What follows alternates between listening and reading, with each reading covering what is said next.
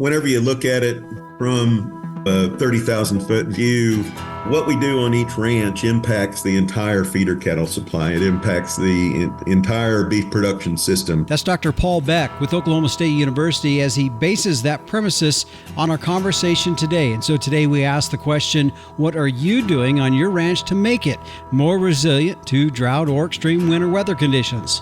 Today, Dr. Beck will outline 3 areas that we can manage for with our ranch to build that resilience in our ranching operation. Yeah, the conversation's going to range everything from cow size to stocking rates to improved grazing and stockpiling. Would it be any coincidence that this conversation will lead to talking about profitability with your cow herd? It's nothing fancy today, just a good conversation about how you and I can make a difference not only on our own ranches, but our industry as a whole. On this episode of the Working Ranch Radio Show.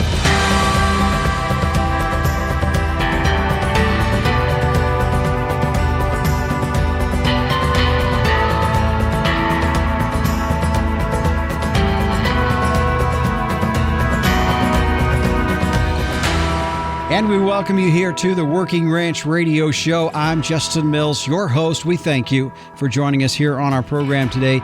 If you are someone listening for the first time, we thank you, first of all, for tuning in. And by the way, if you missed something here and you're listening on the radio, you can find this show, today's show, as well as previous shows by going to our podcast site at workingranchradio.com. And you can download today's show. Again, listen to any previous shows, share those out, however you want to do that. Post them on your Facebook. We appreciate any support. Also, click to subscribe or leave us some comments and feedback there as well.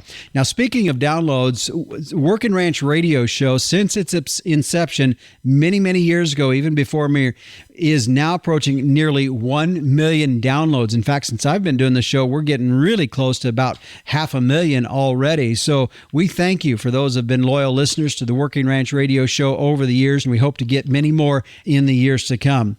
Well, be sure to tune in through our program here today. Of course, the Captain Tim O'Byrne will be in with this week's edition of Tim's 2 Cents. And of course, we'll hear from meteorologist Don Day with a look at that long-term weather. Now, before we get started here today, I'm going to tell you where I'm set up here. I've got a fresh pot of Cowpuncher coffee already poured up. In fact, I put it in a carafe, so it's right next to me. So while I'm talking here with our guest, I have that ability to kind of keep my cup refreshed a little bit. But grab your cup of coffee. And by the way, if you've been looking at a new type of coffee to get started, why don't you check out Cowpuncher Coffee? They've got everything from ground coffee to whole bean coffee, flavored coffee, as well as those K-Cups or even some samples that you want to try out. Give Jim or Trisha Williams a call at Cowpuncher Coffee. Go to their website, check it out. It's what we drink here at the X-Ring Ranch as well as the Working Ranch Radio Show studios.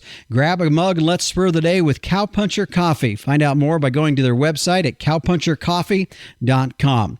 Well, as we return to our interview now at hand, joining us on the program here today is Dr. Paul Beck from Oklahoma State University Extension. He is their beef cattle nutrition specialist. And Paul, thanks for joining us here today on the Working Ranch Radio Show. Thank you for the invitation, Justin.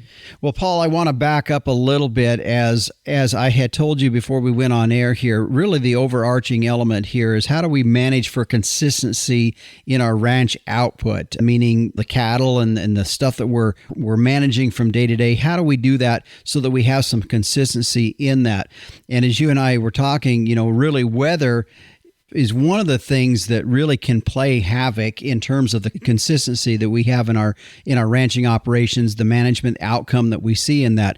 And I know that was one of the things you preliminarily talked about as you were talking about how do we begin to manage those things. We're going to talk about that later on, but let's back up a little bit and just talk about just some of those kinds of things in terms of the managing through different drought situations that might happen. Yes, sir. I look back when I first started as an extension specialist back in the early 2000s, and we encountered one of the first droughts in what's becoming a series of droughts. And we started analyzing this, I was looking at some timelines and some historic rainfall figures. And in the time since I was born and started being raised in the beef cattle industry, from the 70s all the way through 2000s, we had 30 years with pretty good rainfall. There was really no major droughts during that time other than some seasonal droughts. And as we've gone from essentially the early 2000s through this last year, this current weather system we're in, we've kind of had a repeated series of these dry weather patterns, and it's looking about more like a pattern we've seen in the early 1900s through the 1950s. And our beef production system, modern beef production system, is essentially evolved or developed in the last those 30 years of good weather. And I don't know if that's really sustainable if we continue to manage everything exactly like we have been grown accustomed to, if we continue in this dry weather cycle. Mm-hmm. So let's start down through there, because there's about three things I know you have talked about, and we'll spend the next few segments going through some of those. And there's about three things that you feel from a ranching perspective we need to start looking at that can help us to basically build some resiliency in our, and I keep saying our ranch output, because we're not talking income necessarily. We're not necessarily talking profitability, but we're just talking X amount of cows producing X amount of calves, those kinds of things. So the first one, and I thought this was interesting because we've talked about it quite often here, and it refers to a lot of things that we have seen change. At the same time, we've also seen the evolution of our cow size. Just generally, our cow size has changed a lot since about 1950. So let's talk about that. And the fact is, one of the things you say is matching the environment and the cow biological type. Yes. So Beef Industry Federation has a chart they use, and it's been out since, the 70s, where as we increase our resources or precipitation, but it goes for all resources, we can increase cow size and we can increase the level of milk of these cows.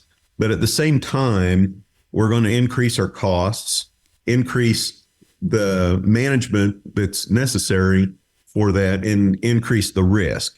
An example of how we've really changed our cow size, I've analyzed a cow herd that's on a research station in northwest Oklahoma. In the 1950s and 60s, they did an extremely long-term research program to look at the economically optimal stocking rate. The cow's mature weight at that time were 1,000 pounds, and they came up with the number of about 14 and a half acres per cow, 0.07 animal unit equivalents per cow for that, or per acre for that. Since that time, in the last 60 years, the cow size on that research operation has increased right at 7 pounds per year. The cows are 350 pounds heavier, averaging right at 1350 whenever I did this analysis. So the stocking rate on those cows has increased about 25%, if the effective stocking rate, even though they're keeping that same 14 and a half acres per cow. And in that same time, with the increase in the mature body weight of those cows of 350 pounds, weaning weight has only increased about 60, 70 pounds. Mm-hmm.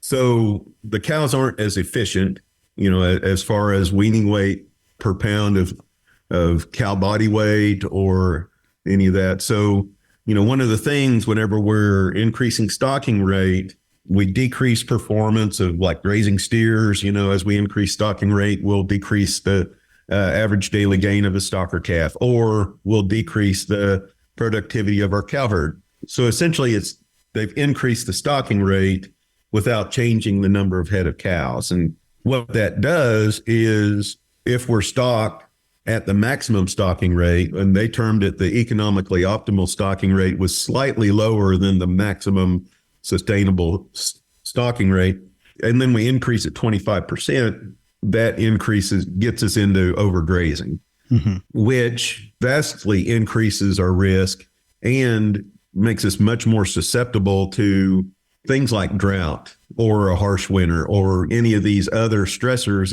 into the system. So as we increase our stocking rates and have every acre covered in a cow unit that we possibly can, then we're increasing the risk. So in a good year, like we had from essentially 1970 through the year 2000, we can get along fine.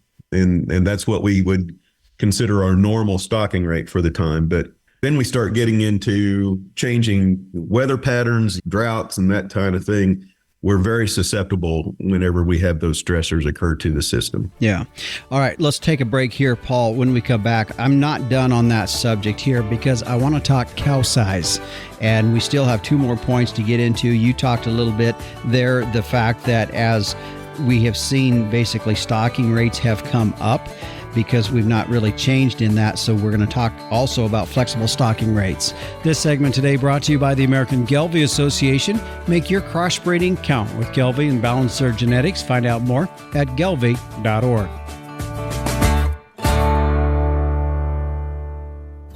Capitalize on crossbreeding with Gelbvieh and Balancer bulls.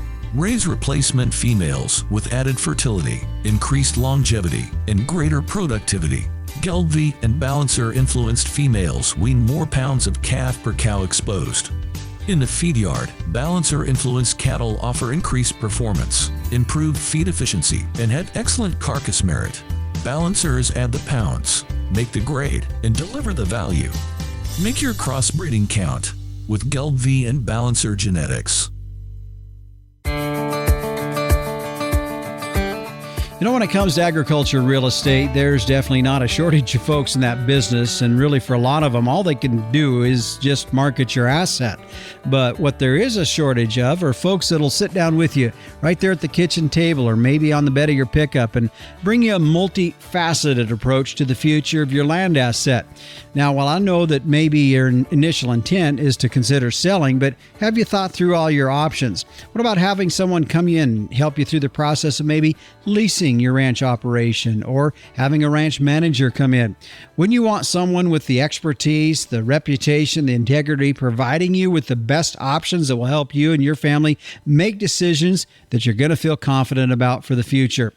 Well, back in 1946, Henry Hall and his son Warren founded Hall Mortgage Company, and now 78 years later, we know them as Hall and Hall. You know, they're one of the most diverse companies in the country that works in agriculture real estate with listings throughout the United States and Canada. They're multifaceted in their ability to, of course, broker real estate, but also provide long-term financing for buyers. They do things like appraisals, brokerage, or auction services for landowners, but yet they still, at the very core, have a desire to see land stay in production agriculture. Whether it's the current family ranch owners or new buyers, Hall and Hall can assist with things like day-to-day operations to hiring to lease negotiations.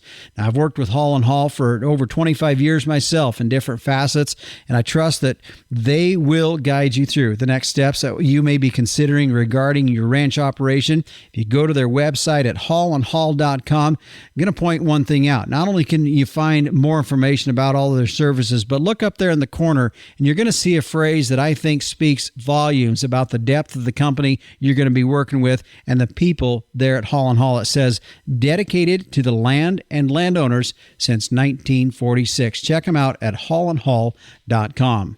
Well, as we turn back towards our program, joining us as our guest today is Dr. Paul Beck with Oklahoma State University Extension. And Paul, as we were talking about really the overarching theme of our topic here today is looking at building some resiliency in the production, in our output production of our ranch. Most of us, of course, as ranchers, that output is calves.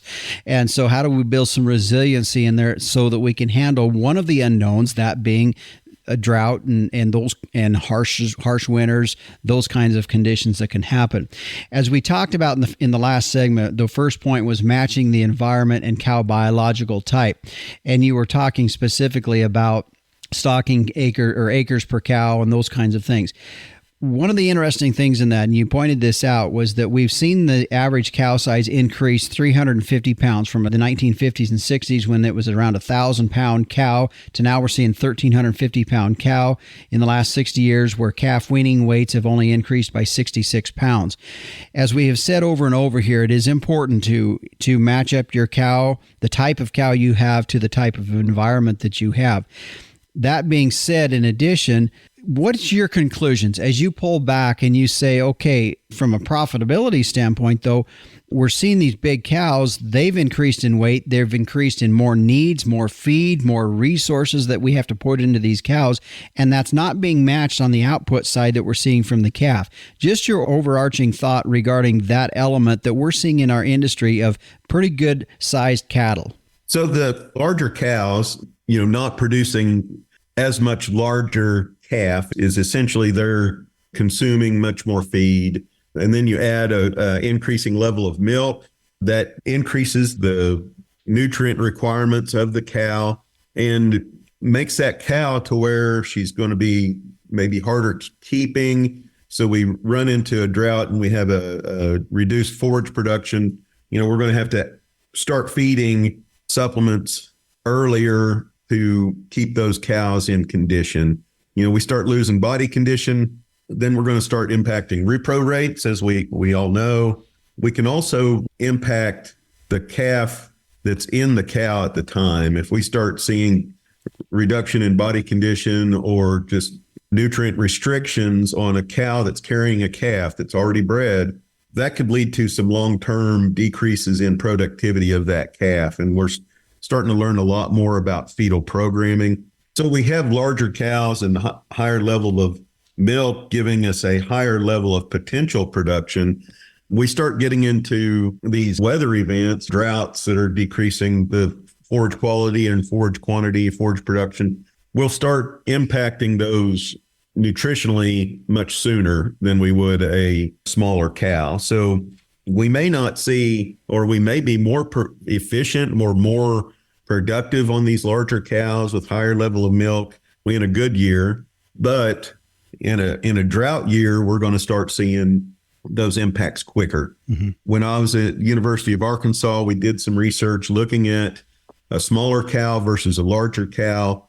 And we looked at different stocking rates on those cows, and across the board, no matter low stocking rate or an extremely high stocking rate, in a good year, those larger cows were more productive. They weaned a bigger calf, and we had a lot more calf weaning weight per area, unit of land area, like per acre or per pasture. When we got into the dry years on that same study, the smaller cows actually were more productive and more efficient on a weaning weight per unit of land area basis.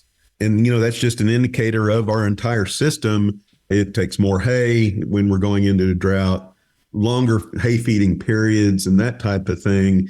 When we move into the drought time, as we have higher expectations of our production system, if we are stocked heavier, we are less resilient whenever we have these weather impacts. Mm-hmm. You think our cow size in our U.S. herd across the board is too large?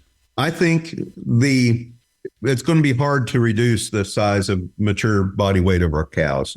We've been talking about the cows are getting too big for years as we genetically select for better production from our sire selection and all those economic output factors.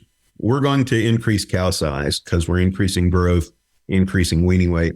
Now in Eastern America, in the Southeast, essentially from I-35 to the east, cow size is not going to be as big a factor. Whenever we get further west or into these drought periods, cow size is going to start becoming a bigger and bigger issue. And if you have larger cows, my opinion is you need to adjust your stocking rate accordingly so that it actually fits the environment you're in. Now, that would start impacting the size of a lot of our herds. And if you want to run a certain number of cows, then you find that you're overstocked with that number of cows, then you probably ought to reduce cow size. Those cows are too big for you or for your production system. So I'm not going to say it's a one size fits all, but I think in many instances, in a lot of our producer systems, yes, the cow size is too big. Yeah. Okay, you keep hitting the next point that we need to go into, and it's not a new concept. In fact, you mentioned that in your article. It's nothing new, but flexible stocking. And so I'll have you expand on that a little bit, and I have a few questions beyond that. Yeah, so it's very common as we get further west, and a lot of us talk about the benefits of flexible stocking, where instead of having all the cows stocked on a ranch to hit our maximum stocking rate, economically optimum stocking rate, whichever stocking rate you want to hit, essentially we recommend a moderate stocking rate for your environment. Instead of having the number of cows to fit that for a good year or your wet year or a normal year, we pull back on the stocking rate to hit that economically optimum stocking rate or production stocking rate for a drought year. And if you are experiencing a drought and you culled from 200 cows to 150 cows, and that's kind of where you were able to maintain production during that drought, that's probably where you should keep your stocking rate instead of re-expanding. Then as we have a good year come in or normal years, instead of increasing the cow stocking rate, we use those extra acres or that extra forage to do an alternative enterprise. And that could look many different ways. We could develop heifers. My personal favorite is to have a stocker enterprise to utilize that extra forage, taking some cows in on commercial grazing or custom grazing, or even a hay enterprise. There's different ways we can utilize that excess forage in, just an economic decision on what would be the most economically advantageous. But whenever you get into those dry years, and it looks like we're going into a cycle where we're going to have more and more of those, instead of cutting the extra hay, running the extra heifers, or bringing in the stalker calves from the southeast or whatever you're going to source your stalker calves, what used to be extra acres of forage, we would expand to use for the cow herd. That way you're not having to import a bunch of extremely expensive hay or do a lot of culling whenever cows are going to get cheap because everybody else has to cull. I've run through some scenarios, and the income from the alternative enterprise can make up a lot of the offset of the extra income from more cows in a normal year. The savings from not having to purchase hay, bring it in, hauling hay in, that can essentially save a ranch. I mean, you're not culling a bunch of cows and essentially giving those cows away, losing those genetics. You're not spending hundreds of thousands of dollars to import hay at a higher price. What I found in our drought years on some of our operations we're dealing with is, in a severe drought with the high stocking rate of cows, we were increasing our hay feeding days from about 50 days per year up to about 200 days in some of our driest years. But feeding hay for 100 to 150 extra days a year just to maintain a cow herd. And that gets to be extremely expensive and can really cut into the income from having that number of cows. So in just some of the modeling we've done comparing the flex stocking to what I call the max cow scenario, we can actually make more money over time with fewer cows in an alternative enterprise than going through the cycle of buying hay, culling cows every time we have a drought. For sure. Well, let's take another break here. When we come back, we're going to continue on. We've got one more point we need to get to regarding how do we just build resiliency in our own cow herd from a production standpoint, from an output standpoint that can manage through the unknowns. It's one thing to be able to manage for what we know out there in our industry, but when it comes to one of the unknowns that we're always, as ranchers, doesn't matter who you are, weather is one of those things. And we're going to continue on when we come back here on the Working Ranch Radio Show. This segment today brought to you by Tank Toad, your remote water monitoring system, all from the convenience of your phone, powered by solar, satellite, and cell. It's what we use here on the X-Ring Ranch to monitor our water cistern tanks so we can keep an eye on that water supply by getting a daily text message from that. If you want to find out more, you can call Meadowlark Solutions today for tank monitors, well controllers, generators, and more. In fact, I believe they even have the ability for you to remotely turn on and off your electric fence. So give them a call at 801-252-6135, or you can go to their website at tanktoad.com for more information. This year, choose to unlock the full potential of your cattle operation with K-Line Irrigation, the affordable and dynamic solution for grass-based livestock operations. Beat drought by planning ahead with the most user-friendly irrigation system. K-Line systems ensure optimal water distribution across all acres and are unencumbered by obstacles such as fence lines or steep terrain. Don't miss out on untapped pasture potential. Choose K-Line to secure the future of your grazing operation. For more information, visit our website at www.k-linena.com. Be sure to fill out a consultation form so our designers can create an estimate for your project. K-Line Irrigation, for greener, more productive pastures anywhere. You know, when it comes to human health, we've been talking probiotics for many years, and there's now even more and more talk about the importance of probiotics in equine health. But did you know that not all probiotics are created equal?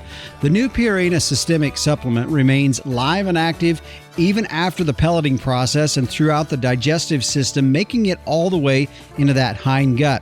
Systemic was designed to support normal recovery after exercise and occasional gastrointestinal stress. Now, whether you're using a probiotic now or not, it's time to use a live and active supplement from a name you trust. Check it out, new Purina Systemic Probiotic.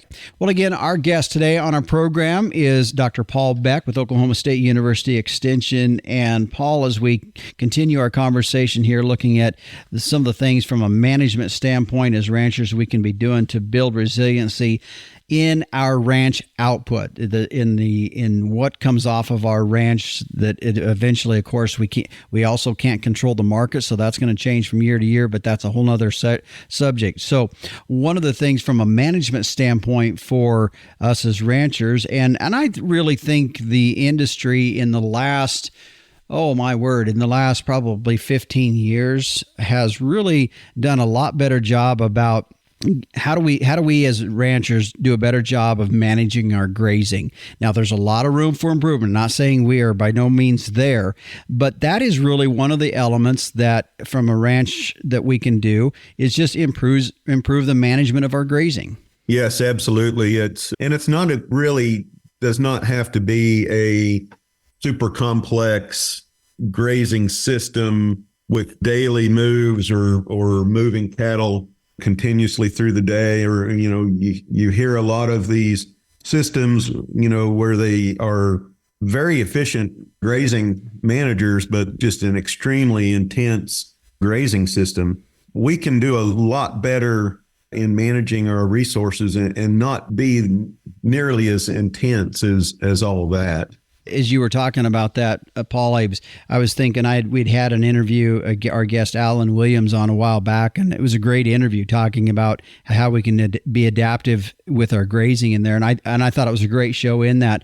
And I feel one of the things when it comes to grazing, as you had said there, that if we basically just start doing something, and as you become more comfortable with maybe splitting up or managing your pastures and moving them cattle through there, as you become more comfortable with that, maybe you can get a little bit more intensive as that goes.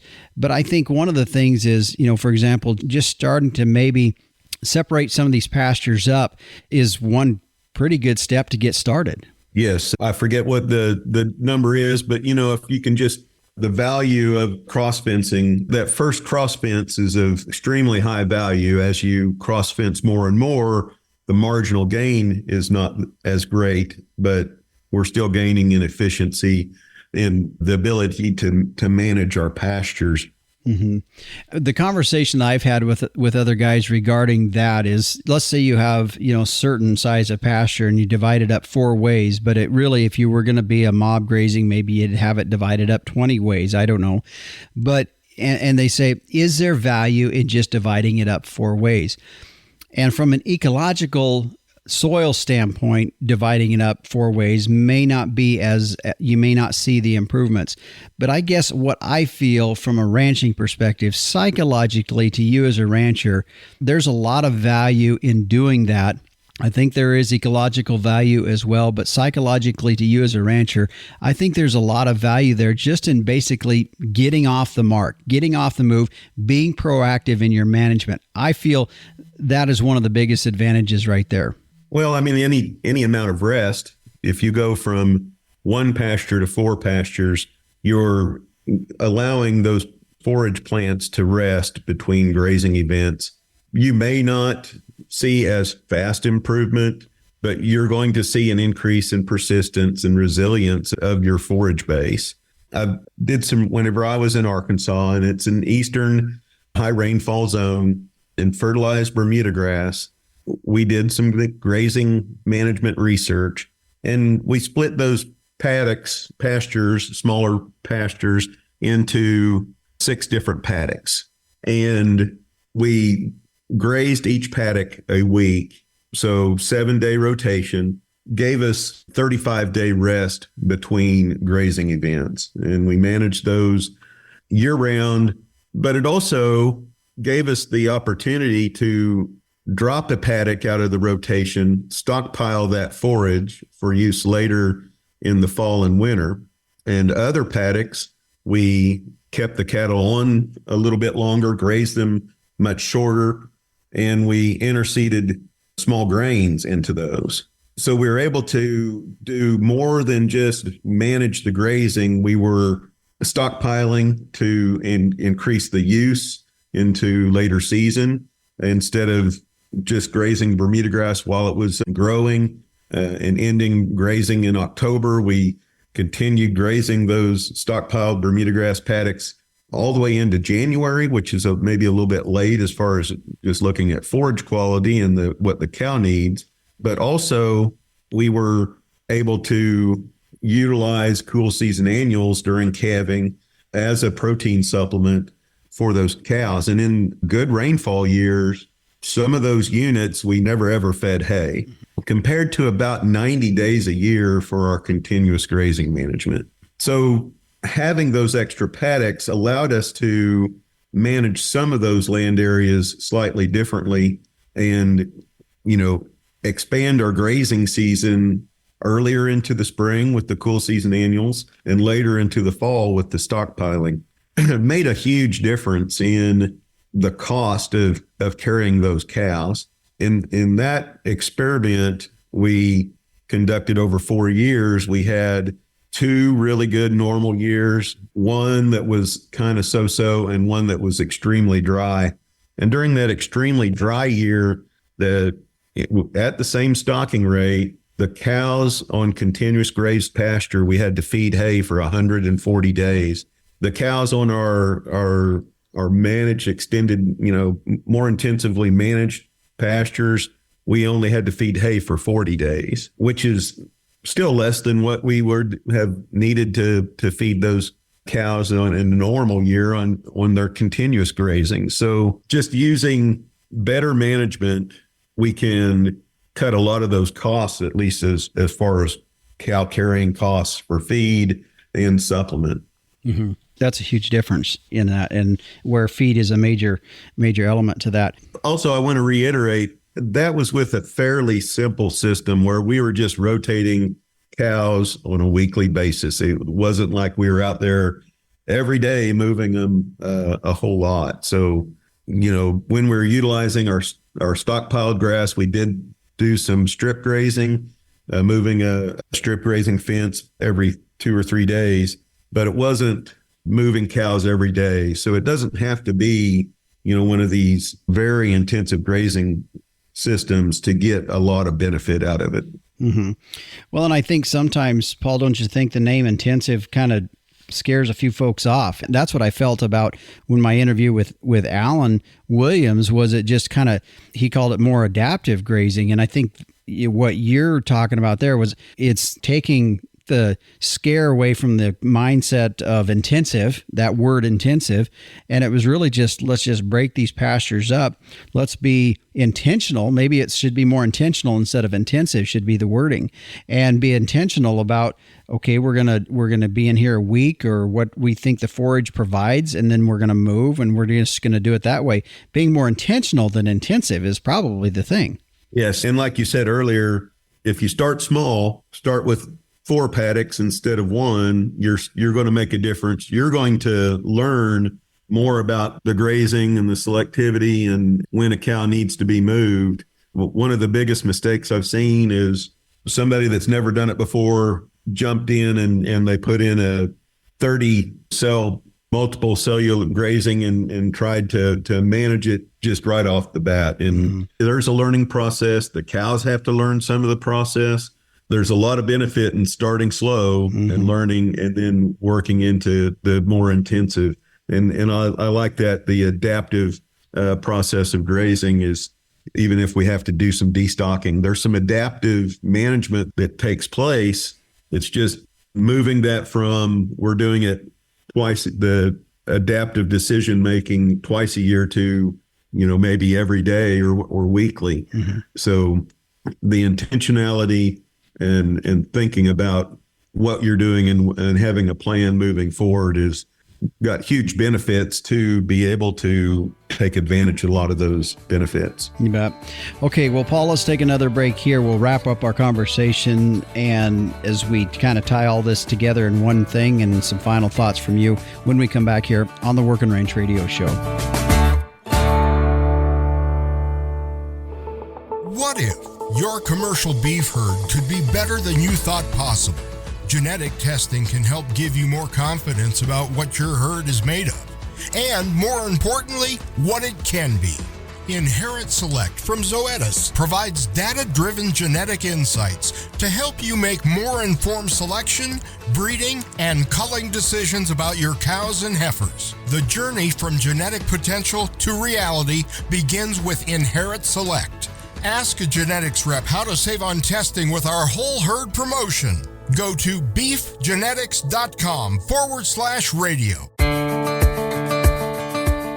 Welcome back to the Working Ranch Radio Show. My guest today is Paul Beck with Oklahoma State University Extension. They're beef cattle nutrition specialist. And Paul, as we have talked overarchingly here today about managing for consistency in our ranch output, the number one reason for is one of the elements that we cannot control, of course, is weather. And so how do we manage so that we are being able to match the resources to the cow herd that we have, in addition to, if we have additional resources that are on the place, how do we take advantage of those? And you had talked about that earlier as ways that we can find different enterprises to be diversified in what we're doing.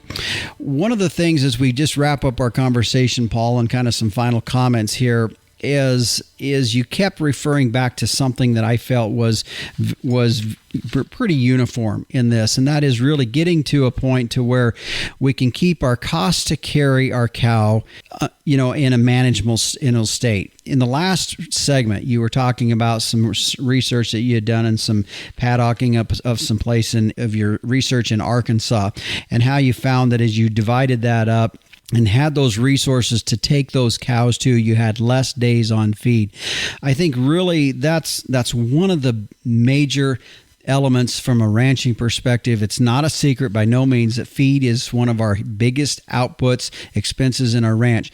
If we can keep that down below, probably, I'm guessing, to say that, where folks are probably close to 50% maybe of their cost is in feed, but if we can start working that down and get to try to hit some benchmark numbers, maybe try to get it below 30% of our cost, maybe try to get it to 25%, that's going to be a big factor in the profitability overall, don't you think?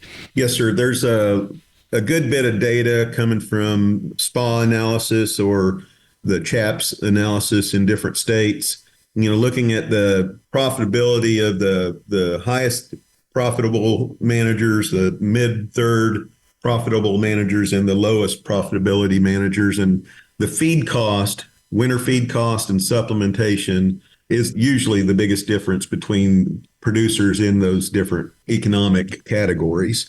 And if we can take steps to make the cow harvest more feed on their own instead of providing it from purchased hay or hay that we produced, then we can move ourselves into a much more economically beneficial system.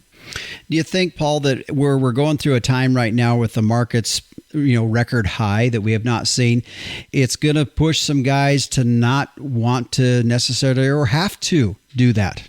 I always try to make the point that, if we can do a better job in the less profitable years, we can still do a better job in our more profitable years. And instead of losing money in the bad years, we can make a little bit more money in the good years. And that just makes that ranching operation more sustainable. We can, put money away for the bad times, or we can buy extra inputs whenever we can more afford to do so, that will make us more sustainable whenever our economics aren't as good. But I think a lot of times whenever we hit these good prices, our management becomes a little bit more lax because we can afford to do so. Yeah. Well, Paul, just some final comments from you before we head out here today. As we were talking just in general, again, the overarching theme is just managing our ranching operations, the output that comes off of our ranch, in some consistency so that we have some resiliency built in to handle harsh weather situations, whether it's drought in the summertime, cold winter in the wintertime. Just some final comments from you from our conversation here today. Yeah, thank you, Justin. Whenever you look at it from a 30,000 foot view, what we do on each ranch impacts the entire feeder cattle supply. It impacts the entire beef production system. If we're having to cull cows, we're decreasing the potential calf herd. We're allowing cows to get thin. We're decreasing their reproductive rates, decreasing the subsequent performance of those calves in utero, impacting the entire production system. All those also impact the individual ranch. We hit these droughts or bad weather events, and we wind up having to cull cows or losing calves, decreasing reproductive rates. Those are all impacting the individual ranch, but also the entire production system. So building resiliency is important for all of us. You bet. All right. Well, Paul, again, I appreciate you joining us here on the Working Ranch Radio Show. And if folks want to get a hold of, or maybe have questions or just want more information, is there a resource they could turn to? Yes, you can reach out to me anytime at paul.beck@okstate.edu is my email. You can go to the OK State Beef Extension website to see the resources that we have at Oklahoma State University Cooperative Extension. And if you ever have needs or give us a call, you can contact us through those avenues. You bet. Okay. Well, Paul, thanks for joining us here today on the Working Ranch Radio Show. All right. And again, that was Dr. Paul Beck with Oklahoma State University Extension. You reach out to him should you have questions. Appreciate him joining us on our program here today. Well, stay with us. After the break, the Captain Tim O'Byrne will be in for this week's edition of Tim's 2 Cents, and we'll hear from meteorologist Don Day with a look at that long-term weather.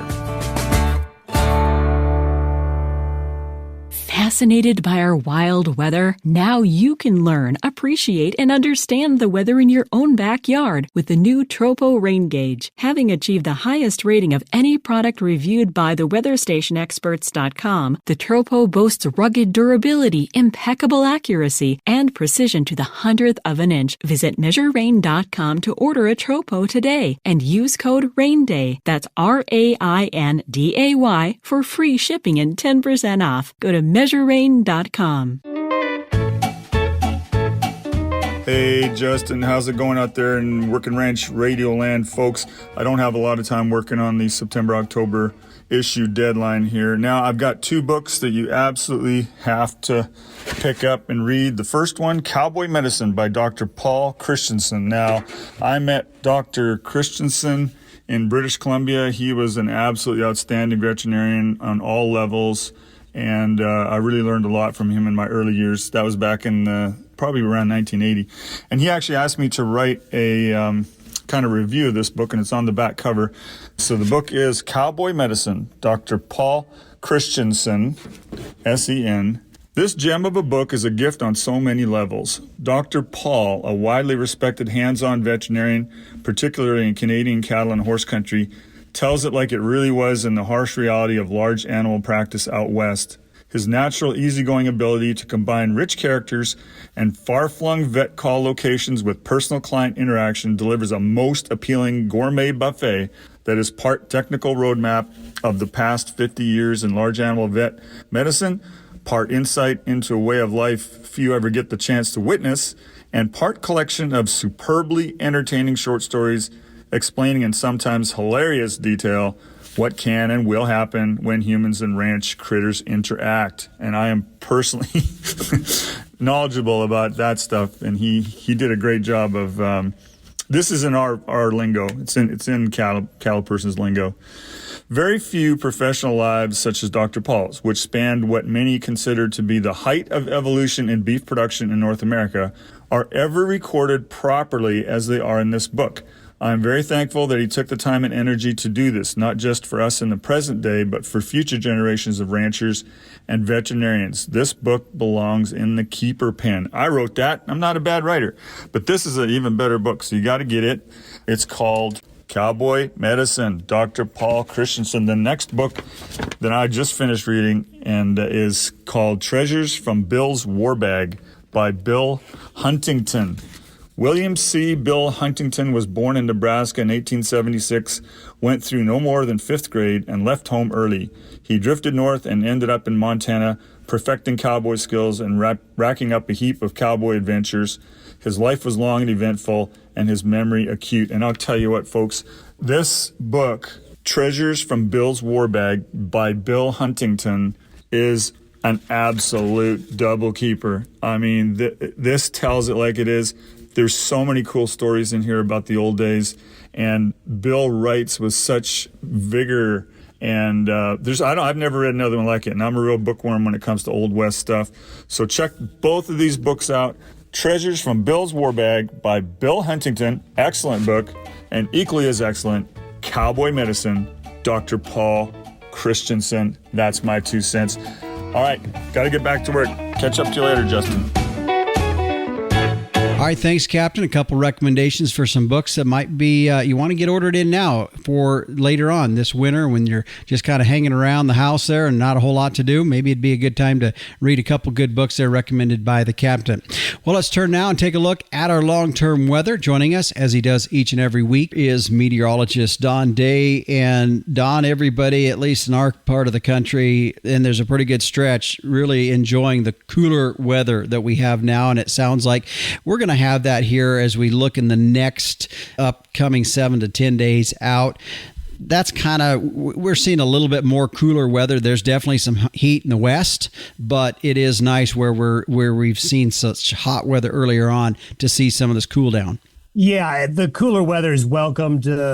No one's really complaining that I've heard so far about this trend to cooler weather, especially after as hot as it was for the first 5 or 6, 7 days of the month of August. And this cool air is going to spread into the Corn Belt and into the Great Lakes and even reach the Mid-Atlantic and the northeastern parts of the United States. So this is just not a regional cool down, but one that will spread east of the Rockies here, at least for the first 4 to 5 days out ahead of us. Then we'll start to see temperatures rebound. We're still early in the month of August, but we're also at the time of year where the intensity of the heat waves, we still have some hot days ahead, but they don't tend now to be strung together so many days in a row as, believe it or not, weather patterns are changing up in those higher latitudes. I don't want to get ahead of myself, but August is the time of year where we get into the dog days of summer, but we're not really far away from the first hints of fall either. Yeah, it is that time where,